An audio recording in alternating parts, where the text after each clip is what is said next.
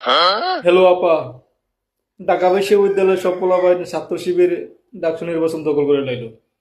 আপনি চট করে এসে ফট করে ঢুকে যান বাংলাদেশ।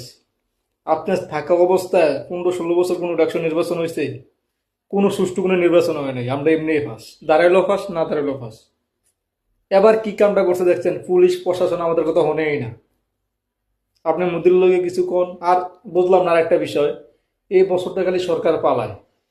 কালকে নেপালের প্রধানমন্ত্রী পালাই গেছে, এর আগে আপনি পালাই গেলেন ইন্ডিয়া। এটি কোনো কথা? আমাদের একটা চিন্তা ভাবনা করবেন না আপনি? এখন শিবির ঢাকা বিশ্ববিদ্যালয় দখল করে ফেলছে, ছাত্রগুলো কিছু করতে পারে নাই, আমরা তো মিলছিলাম, আমরা কিছু করতে পারি নাই। এটি কোনো কথা আপা? আপনি চট করে এসে ফট করে ঢুকে পড়েন বাংলাদেশ। আপা, কি করতাম আপা, আমরা শেষ। ঢাকা বিশ্ববিদ্যালয়ে একটা দাস ইয়ে আসলে একটা বামচাল কইরাম, এটাও পারলাম না। আপনি ভারতে, কেউ নাই, সবাই খালি বিদেশ থেকে।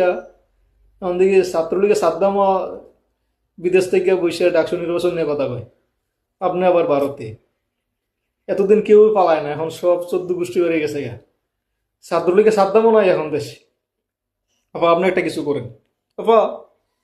শিবির রাধাকার শেষ, রাধাকার রাধাকার খেলার দিন শেষ আপা।